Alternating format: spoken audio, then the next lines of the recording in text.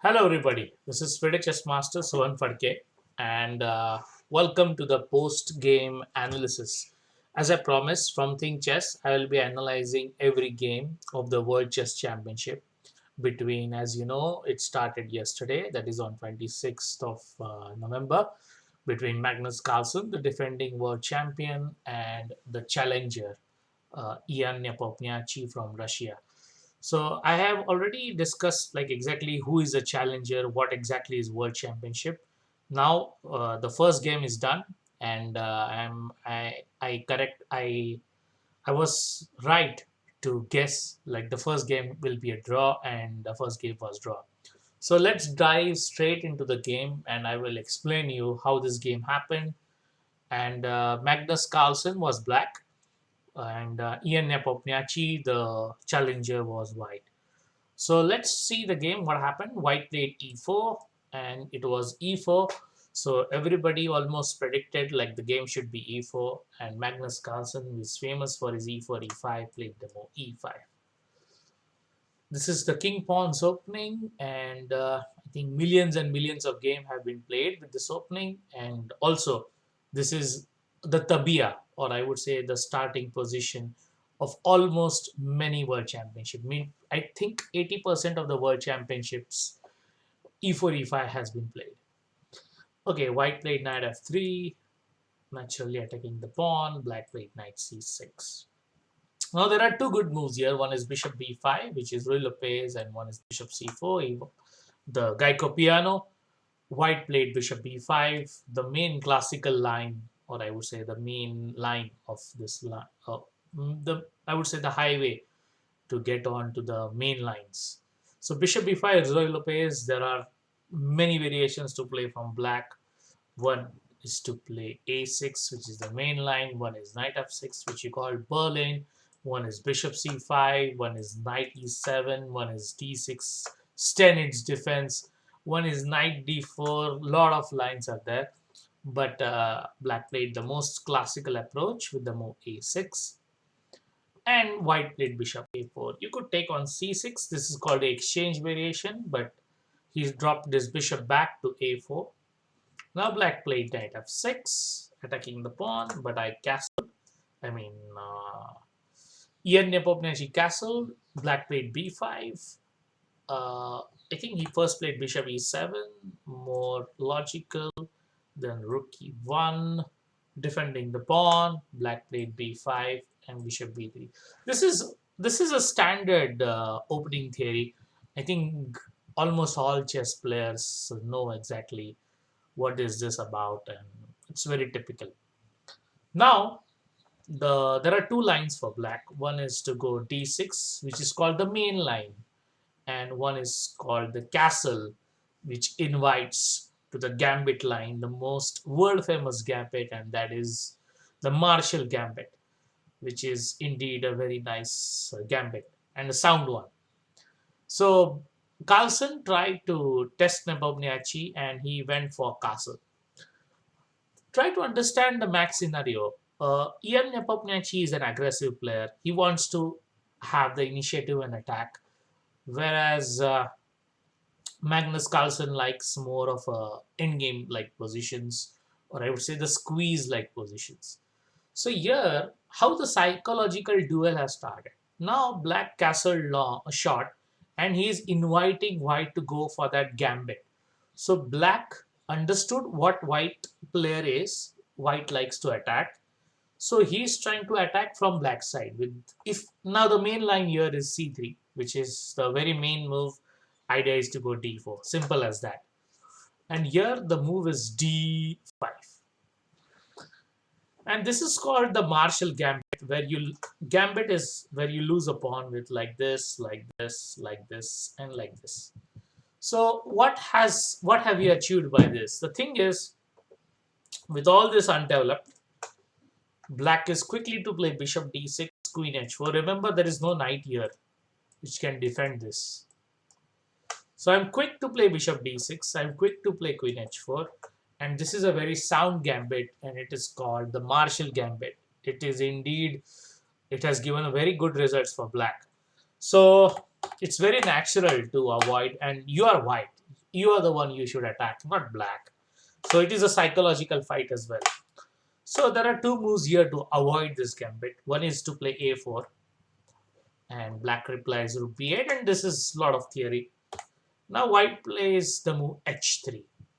The thing is, if black goes d5, now the Marshall gambit, I can take, take, take, take, take. And after c6, remember there is no pawn on c3. So I can just quickly play knight c3, and after this I can quickly take this. And I think I'm just away from developing this bishop. This d4 will come soon. And I think I'm a healthy pawn up. I don't see much for black. So this is why you secretly, or I would say tactically, play the move h3. Now, this is a world championship match. So this is a very basic position for them to understand. So now there are two moves. One is d6, which is very natural, and we play c3 and we go into the main line.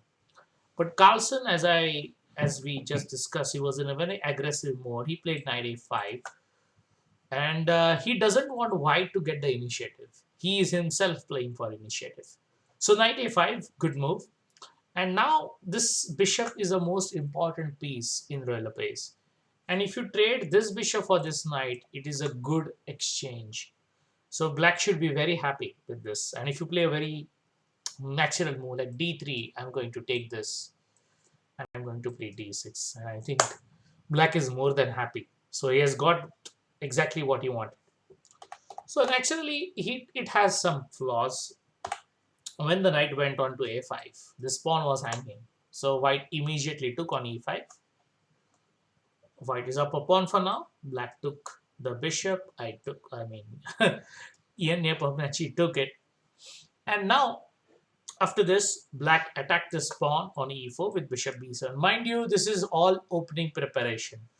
Nowadays, with a lot of computers and coaches, you go very deep into the position and try to know exactly what is going on, so that accordingly these people play. So bishop b7, good move, and white goes d3, defending the pawn. And in this position, black slashed this move d5. He wants to show that he is well developed and white is not. So I will play d5, and after queen d5, black played queen d5, attacking. So it's mate in 1 on g2.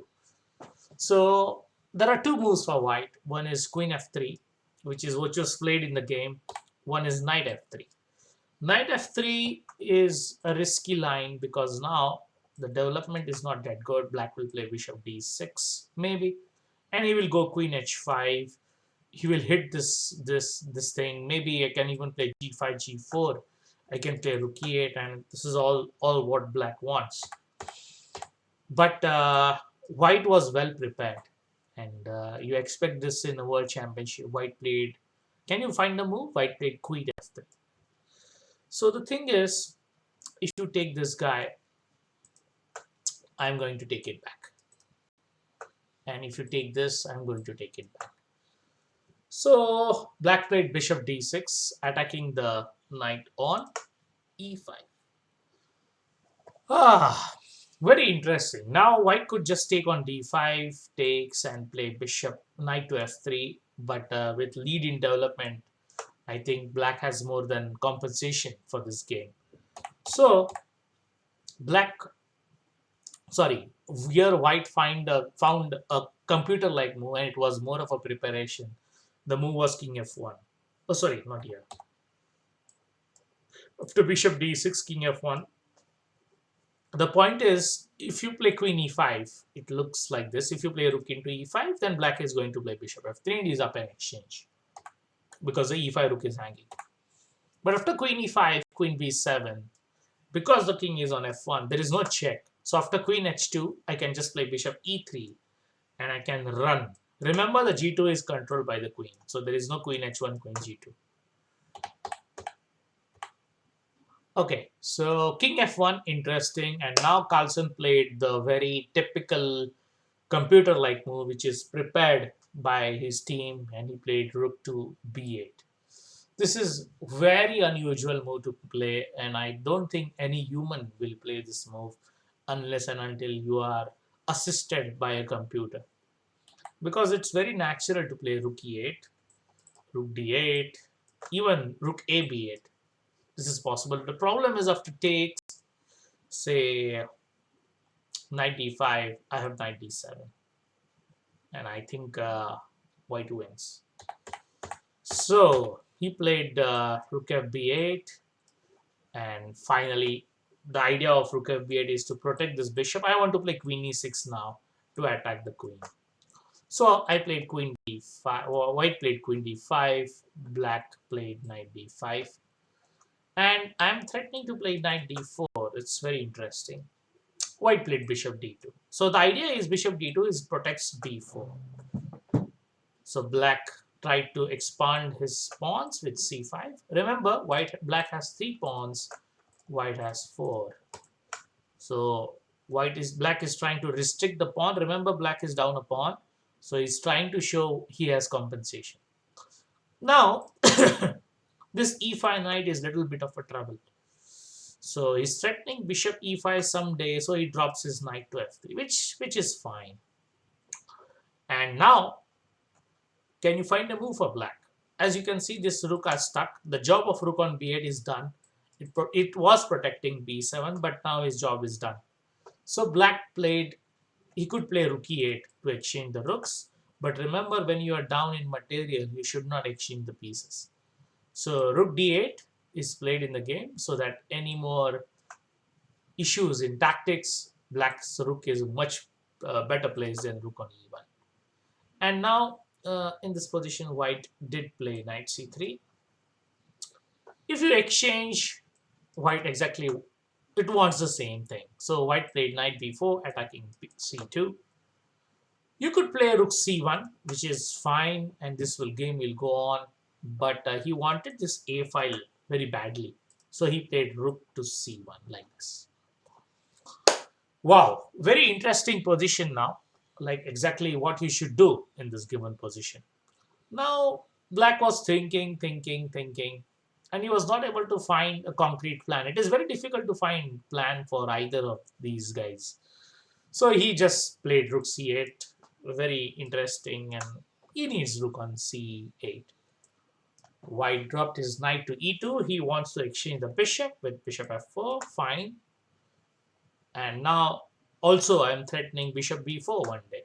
Doubled pawns, I don't think they are good. So black went knight c6. In this position, after knight c6, white played the move c3. He wanted to protect this d4 square. And now you can see this knight. Oh, sorry. He played bishop e3. That was the move played in the game. So to have an eye on the c5 pawn and the d4 square. Whenever the bishop is on e5, these two squares are always on the cards. So black played knight e7 with the idea of knight f5. And now came the move pawn to c3. Idea was to protect the d4 square. Black played knight f5, and this bishop is under attack, so he played the move bishop f4. Now very interesting position has came, and after bishop, first bishop f3, gf3, bishop f4, rook f4, knight f4, and this a6 pawn is hanging. So he played rook c6. Remember, rook on third rank defends this pawn. At the same time, it threatens this, this, and this. Not much, but still it is good. So rook c6 was played in the game. White took the e5 with rook e1. Very interesting position to play for white, and white did play knight to h4. So I'm attacking the f3, and white played rook e3. So I'm defending the e3 pawn, f3 pawn, and I'm also defending the d3 pawn. But there is a golden rule in chess. Pieces who are attacking are better, and pieces who are defending are bad. So black's pieces are attacking, so black's pieces are better. White's pieces are defending, so white's pieces are not that good as compared to black. So now This is a very interesting position for black, and many of the commentators thought to play rook f6 one day and attack the knight and attack f3. But the problem of this is king knight h5 comes, and after this I can play rook takes a6. Remember the reason white rook is on a1. So Benny thought to play g6 with the idea of playing rook f6 and attacking the knight and the pawn. So this was what the commentators thought. But Carlsen played king f8. He wanted to make sure that the third rank is available for this rook whenever required. But now white got opportunity to equalize. He played knight g2. Even though white is up a pawn, it is white who is feeling little uncomfortable, and white is the one who quickly wants to get a draw. So knight g2 played, and if you take, I don't think this will go much. This should be a draw soon because white is up a pawn anyway. I don't think black can do best. So black played knight f5. White went on to e5. Black played g6. And now in this position, this d3 pawn is hanging. White played a very weird move, knight e1. Many competitors thought that king e2 should be a good move, but knight e2 was played in the game to protect this pawn. A passive knight is always a bad thing. But now Carlsen wants to redirect this knight to e6, which can control this square. So he played knight g7 with the idea of knight e6 and knight f4. Interesting enough. Now, white played a little proactive move with the move rook e4. White wants this double pawn to exchange to this pawn. Remember, if this pawn get exchanged to this one, white gets clear pass pawn. So if you played a bad move like h5, white is going to play b4 and remove this pawn. But naturally, Carlsen is not going to allow that. Carlsen slashed with the move f5, kicking this rook. The rook came to e3. Now black played knight e6, idea knight f4. He played knight g2. Very interesting stuff and very nice. Now black was playing all the time in this area. Now suddenly black switched sides and he plays the move b4. This is a very interesting move, and it's more to the idea of creating two weaknesses. So pawn to b4, and I want to attack this b3 with rook b8. Very deep and amazing idea of b4. And remember, this pawn controls d4. So if I take this, then one day, not now, maybe I'll take this. C file belongs to black. Knight d4 is also coming, and I think this is good for black. So b4 is like an alarming bell, and if white is not accurate, black will land in a very bad position. So white played the move king e2, and white quickly wants to bring the king to c2. And now remember, this rook controls this third rank, so he doesn't want this rook to come to b6. Instead he plays rook b8. Again, if I take this, he's going to play rook b4 and knight d4 will come. So he plays king d2, pawn takes. And remember, not king takes, because now this d4 is a problem. So he plays pawn takes, and after rook b3, white finally, after from king to f1, it lands on c2. So the rook goes to b7, good square, healthy square to go.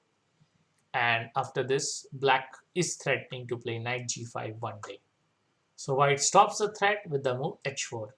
Now h4 stops the knight coming on g5. And now suddenly black has no moves, like exactly what should be the plan. The position is equal. Even though white's pawns are weak, so is black. So black also has to take the care, and remember, this knight is loose. There is no pawn here. So black plays king f7 nevertheless. And finally white plays rook e1. This rook was desperate to join his mate, his brother, and two rooks, when they are connected, they look good.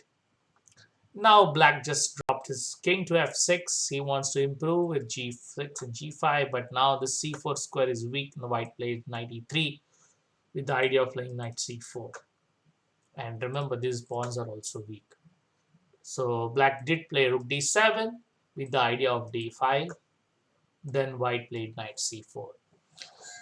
And now after this series of moves, with mental imbalance, even though the position was equal right from move one, there was no mistake from any side. But there was a psychological pressure, like who is playing for win has the upper hand. And suddenly, after knight c4, white has a sigh of relief. And after this sigh of relief, this position becomes fine for black. And now Magnus Carlsen realized that he has nothing more than to get a draw. So he played rook e7. He is like an indirect offer for a draw.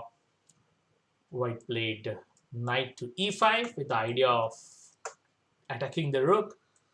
Black rook went to d6. White knight went to c4. Both of them stared the glances like, what are you doing? Are you want to make a draw? And both of them agreed mutually that this is a 3-4 reputation. And it was a draw. So who gained from this draw?